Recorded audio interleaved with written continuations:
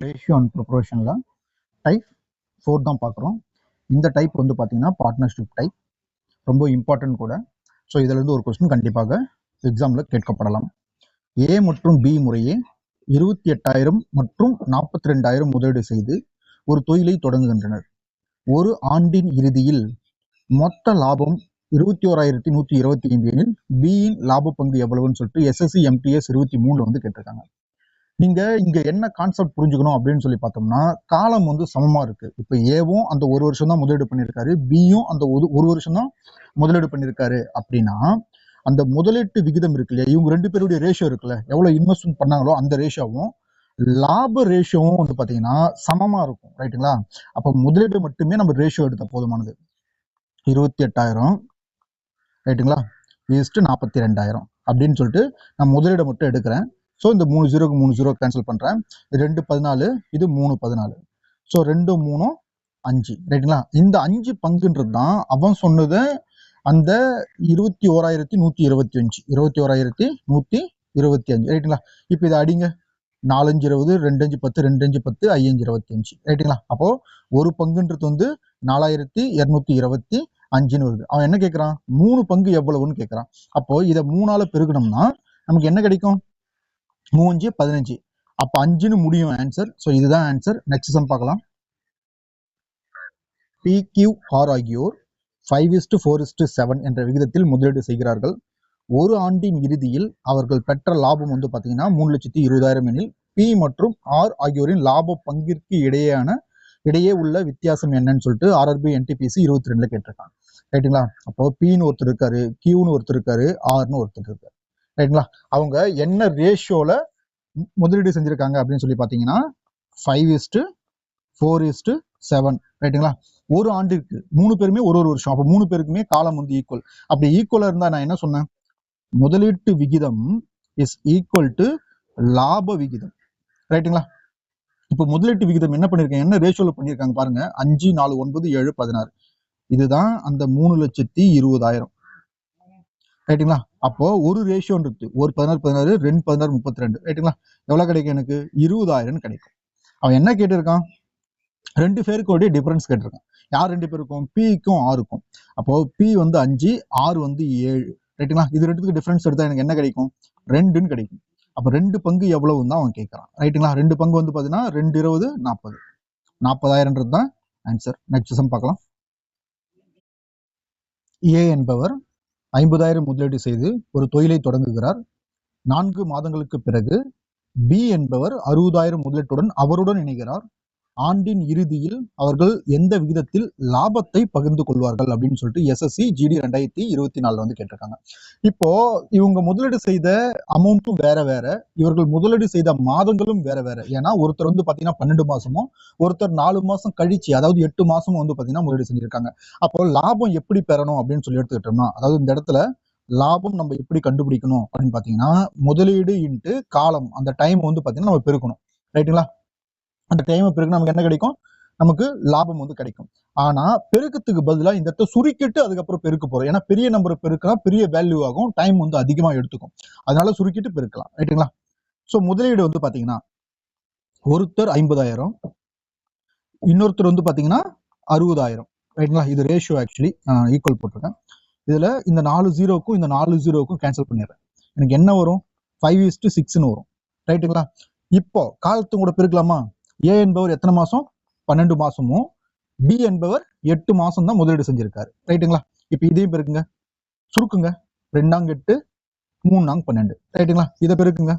3 5 15, 6 2 12. இதையும் சுருக்குங்க. 5 3 5, 4 3 12 ரைட்டுங்களா? ஸோ 5:4 ரேஷியோல தான் அவங்க லாபத்தை பிரிச்சுப்பாங்க. எக்ஸ் மற்றும் ஒய் முறையே 3:5 என்ற விகிதத்தில் முதலீடு செய்கிறார்கள். ரைட்டுங்களா? இப்ப எக்ஸ்னு ஒருத்தர் இருக்காரு, ஒய்ன்னு ஒருத்தர் இருக்காரு. இவங்க 3:5 என்ற விகிதத்துல முதலீடு செய்யறாங்க. 5 மாதங்களுக்கு பிறகு எக்ஸ் தனது முதலீட்டை விலக்கிக் கொள்கிறார். அப்போ எக்ஸ் மட்டும் எவ்வளவு நாள் முதலீடு செஞ்சிருக்காரு? 5 மாசம் முதலீடு செஞ்சிருக்காரு. ரைட்டுங்களா? நெக்ஸ்ட் பாரு, ஆண்டின் இறுதியில் அவர்களின் லாப விகிதம் என்னன்னு கேட்கறான். அப்போ ஒய் 12 மாசமும் முதலீடு செஞ்சிருக்காரு. ரைட்டுங்களா? இப்ப பாருங்க, 5க்கு 5 கேன்சல் பண்ணலாம். 1 3 3, 4 3 12. ஸோ ஆண்டின் இறுதியில் அவங்க லாபத்தை 1:4ன்னு பிரிச்சுப்பாங்க. நெக்ஸ்ட் சம் பார்க்கலாம். ஏபிசி ஆகியோர் முதலீட்டு விகிதம், அதாவது ஏபிசி இவங்களுடைய முதலீட்டு விகிதம் பாருங்க 2:3:5 அப்படின்னு சொல்லியிருக்கான். அவர்கள் முதலீடு செய்த கால அளவு விகிதம், ரைட்டுங்களா? டைம் என்ன கொடுத்துருக்கான்? 4:5:6ன்னு கொடுத்துருக்கான். லாப விகிதத்தை காண்க. நான் ஆல்ரெடி சொல்லியிருக்கேன், லாப விகிதம் நமக்கு தெரியணும்னா அவங்களுடைய முதலீட்டு விகிதமும் இன்ட்டு கால விகிதமும் நம்ம பெருக்கணும்னா, டைமும் பெருக்கணும்னா நமக்கு என்ன கிடைச்சிரும்? லாபம் கிடைச்சிரும், ரைட்டுங்களா? ரெண்டுத்தை பெருக்குங்க, 2 8 3 15, அதுக்கப்புறம் வந்து 5 30. அவங்களுடைய லாப விகிதம் 8:15:30 தான். ஸோ அடுத்த சம் பார்க்கலாம். ஒரு தொழிலில் ஏ மற்றும் பியின் முதலீட்டு விகிதம் 5:6, ரைட்டுங்களா? என்ன கொடுத்துருக்கான்? ஏன்னு ஒரு பர்சன் கொடுத்துருக்கான், பின்னு ஒரு பர்சன் கொடுத்துருக்கான். 2 பேருக்கும் வந்து பார்த்தீங்கன்னா முதலீட்டு விகிதம், ஸோ முதலீடு வந்து பார்த்தீங்கன்னா ரேஷியோவாக கொடுத்துருக்கான், ரைட்டுங்களா? என்ன கொடுத்துருக்கான்? 5:6, ரைட்டுங்களா? அடுத்து என்ன கொடுத்துருக்கோம் பாருங்க. ஆண்டின் இறுதியில் அவர்களின் லாப விகிதம் 5:9, ரைட்டுங்களா? லாப விகிதம் வந்து பார்த்தீங்கன்னா 5:9ன்னு கொடுத்துருக்கான். வேற என்ன கொடுத்துருக்கான் பாருங்க. ஏ தனது பணத்தை 12 மாதங்களுக்கு முதலீடு செய்தார், ரைட்டுங்களா? இந்த ஏன்றவர் வந்து பார்த்தீங்கன்னா 12 மாசத்துக்கு முதலீடு செஞ்சிருக்காருன்றான். பி வந்து பார்த்தீங்கன்னா எத்தனை மாதங்களுக்கு முதலீடு செய்தாருன்றதான் கேள்வி, ரைட்டுங்களா? இதுக்கு முன்னாடி நம்ம பார்த்தது வந்து பார்த்தீங்கன்னா லாப விகிதம், ரைட்டுங்களா, இஸ் ஈக்குவல் டு முதலீட்டு விகிதம் இன்ட்டு கால விகிதம் அப்படின்னு சொல்லுவோம். இந்த விகிதத்தெல்லாம் விட்டுருங்க. லாபம் இஸ் ஈக்குவல் டு முதலீடு இன்ட்டு காலம் அப்படின்னு சொல்லிட்டு நம்ம எழுதிக்கலாம், ரைட்டுங்களா? ஏன்னா இது ஃபார்முலா இந்த மாதிரி கொடுப்பான். இப்போ நமக்கு என்ன கேட்குறான்? காலம் தான் கேட்குறான். அப்போ அந்த காலம் வந்து நான் அப்படியே வச்சுக்கிறேன், ரைட்டுங்களா? அப்போ லாப விகிதம் டிவைட் பை முதலீட்டை வந்து பார்த்தீங்கன்னா டிவைட் பண்ணிக்கிறேன், ரைட்டுங்களா? அப்போ லாபத்தை முதலீடால டிவைட் பண்ணா நமக்கு என்ன கிடைக்கும்? காலம் வந்து கிடைக்குமா? ஸோ இதுதான் சொல்ல வரான். ஸோ பாருங்க, லாப விகிதம் எவ்வளவு கொடுத்துருக்கான்? லாபம் 5:9. நான் கலர் சேஞ்ச் பண்ணிக்கிறேன், ரைட்டுங்களா? லாபம் வந்து பார்த்தீங்கன்னா 5:9. முதலீட்டு விகிதம், முதலீடு வந்து பார்த்தீங்கன்னா 5:6, 5:6, ரைட்டுங்களா? இதை அப்படியே டிவைட் பண்ணுங்க. 4 5 1, இதை டிவைட் பண்ணுங்க. 4 6 5 30, 1.5, ரைட்டுங்களா? இதுதான் இந்த ஏக்கும் பிக்கும் உள்ள ரேஷியோ. இந்த 1ன்றது அவன் என்ன கொடுத்துருக்கான்? 12ன்னு கொடுத்துருக்கான். அப்போ இந்த 1.5 எவ்வளவுன்னு கேட்கறான். 1.5னா நீங்க எத்தனை இந்த 12 கூட மல்டிப்ளை பண்ணுங்க. 12 × 1.5 வந்ததுன்னா 18. அப்போ 18 மாதங்கள் அப்படின்றது தான் ஆன்சர் வரும், ரைட்டுங்களா? நெக்ஸ்ட் சம் பார்க்கலாம். பி மற்றும் கியூ முறையே 85,000 மற்றும் 15,000 முதலீடு செய்கிறார்கள், ரைட்டுங்களா? பி கியூ 2 பேர் இருக்காங்க. ஒருத்தர் 85,000, இன்னொருத்தர் வந்து பார்த்தீங்கன்னா 15,000 முதலீடு செய்கிறாங்க. நான் இந்த 000 கேன்சல் பண்ணுறேன். 15 வந்து பார்த்தீங்கன்னா 3 5 15 85, ரைட்டுங்களா? ஸோ அதுக்கப்புறம் என்ன சொல்கிறேன் பாருங்க. லாபத்தில் 12,000, அதாவது அவங்களுடைய லாபத்தில் 12,000 அரைக்கட்டளைக்கு வழங்கிய பிறகு ட்ரஸ்ட்டுக்கு வந்து கொடுத்துட்டு இருக்காங்க. வழங்கிய பிறகு மீதமுள்ள லாபத்தை முதலீடு விகிதத்தில் பிரிக்கணும். மீதமுள்ள லாபத்தையும் முதலீடு விகிதத்தில் தான் அவங்க பிரிக்கிறாங்க. பியின் பங்கு 76,500 எனில் மொத்த லாபம் எவ்வளவு அப்படின்னு சொல்லிட்டு சிஜிஎல்ல கேட்கறாங்க. இப்போ பியோடைய ரேஷியோ பாருங்க 17. இந்த 17 ரேஷியோன்றது தான் வந்து பாத்தீங்கன்னா 76,500, ரைட்டுங்களா? இப்போ அடிங்க. இதை அடிச்சோம்னா எனக்கு என்ன கிடைக்குது? இது ஆல்ரெடி நான் அடிச்சிட்டேன். அடிச்சதுனால எனக்கு என்ன கிடைக்குது? 4,500 வந்து கிடைக்குது. நீங்க ஒன்னா ட்ரை பண்ணி பாருங்க, ரைட்டுங்களா? மொத்தம் வந்து பார்த்தீங்கன்னா 20 பங்கு. இந்த 17 ஒரு 3 20. அப்போ ஒரு பங்கு 4,500னா 20 பங்கு பாருங்க, 2 45 90, இது ஒரு 3 0, ரைட்டுங்களா? என்ன கேள்வி கேட்கறான்? மொத்த லாபம் எவ்வளவு அப்படின்னு சொல்லி பார்த்தா, மொத்த லாபத்துல 12,000 வந்து பார்த்தீங்கன்னா யாருக்கு கொடுத்துருக்காங்க? ட்ரஸ்ட்டுக்கு கொடுத்துட்டு இருக்காங்க. அப்ப அந்த 12,000 வந்து பார்த்தீங்கன்னா கூட்டிக்கங்க, ரைட்டுங்களா? 90,000 ஒரு 10, 1 லட்சம் 1,02,000. நெக்ஸ்ட் சம் பார்க்கலாம். ஏ பி மற்றும் சி முறையே 10,000 15,000 20,000 முதலீடு செய்கிறார்கள், ரைட்டுங்களா? 6 மாதங்களுக்கு பிறகு வந்து சி விலகுகிறார். ஒரு ஆண்டின் இறுதியில் மொத்த லாபம் வந்து 20,000 எனில் பியின் பங்கு என்னன்னு சொல்லிட்டு ஜேஇ 21ல RRBல கேட்டிருக்காங்க. இப்ப பாருங்க, நான் A:B:Cன்னு எடுத்துக்கிறேன், ரைட்டுங்களா? 10,000 15,000 20,000. இது 10,000. இவருக்கு வந்து பிக்கு வந்து பார்த்தீங்கன்னா 15, சிக்கு வந்து பார்த்தீங்கன்னா 20,000, ரைட்டுங்களா? ஸோ 3 0 வந்து நான் எல்லாத்துலையும் கேன்சல் பண்ணிக்கிறேன். இப்போ 2 5 10, 3 5 5, 4 5 20.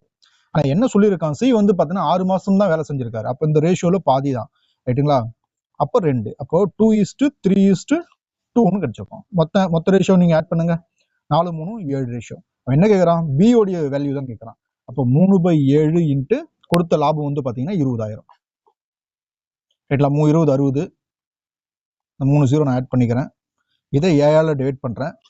டிவைட் பண்ணால் 8 56, மிச்சம் 4 இருக்குது, 4 28, 5 35. ஸோ 85ல் ஆரம்பிக்கும் ஆன்சர். நெக்ஸ்ட் சம் பார்க்கலாம். 3 கூட்டாளிகள் ஒரு தொழிலில் லாபத்தை 5:7:8 என்ற விகிதத்தில் பிரிக்கிறார்கள். அதாவது லாபம் வந்து பார்த்தீங்கன்னா 5:7:8ன்னு பிரிக்கிறார்கள். அவர்கள் முறையே 14 மாதங்கள், 8 மாதங்கள், 7 மாதங்களுக்கு முதலீடு செய்திருந்தால் முதலீட்டு விகிதம் என்ன அப்படின்னு சொல்லி கேட்கலாம், ரைட்டுங்களா? நாம இதுக்கு முன்னாடி லாப விகிதம் வந்து பார்த்தோம். லாப விகிதம் இஸ் ஈக்குவல் டு முதலீட்டு விகிதம் இன்ட்டு கால விகிதம் அப்படின்னு சொல்லியிருப்போம். ஆனா நமக்கு என்ன கேட்டிருக்கான், முதலீட்டு விகிதம் தான் கேட்டிருக்கான். அப்போ காலத்தை டிவைட் பண்ணிக்கலாம், ரைட்டா? அப்போ லாப விகிதம் டிவைடட் பை கால விகிதம் இஸ் ஈக்குவல் டு முதலீட்டு விகிதம் அப்படின்னு சொல்றாங்க. அப்போ லாப விகிதம் நமக்கு என்ன கொடுத்துருக்கான், 5:7:8ன்னு கொடுத்துருக்கான். கால விகிதம் என்ன கொடுத்துருக்கான், இதுக்கு 14 மாதங்கள், இதுக்கு வந்து பார்த்தீங்கன்னா 8 மாதங்கள், 7 மாதங்கள்னு கொடுத்துருக்கான், ரைட்டுங்களா? கீழே இருக்கிற நம்பருக்கு எல்சிஎம் எடுங்க. முதல்ல 14, 8, 7க்கு எல்சிஎம் எப்படி எடுக்கணும்னா பாருங்க, 14, 8, 7க்கு நான் 7 எடுத்தேன்னா 1 7 2 14, ரைட்டுங்களா? 8 அப்படி இருக்குது. இது பேசிக் எல்சிஎம் எடுக்குது, ரைட்டுங்களா? கொஞ்சம் வேகம் எல்சிஎம் பண்ணணும் அப்படின்னா இது ரெண்டுத்துல பெரிய நம்பர் வந்து 14 எடுத்துக்கலாம். 14 7க்கு வந்து எல்சிஎம் எடுங்க, 14 தான் வந்து எல்சிஎம்.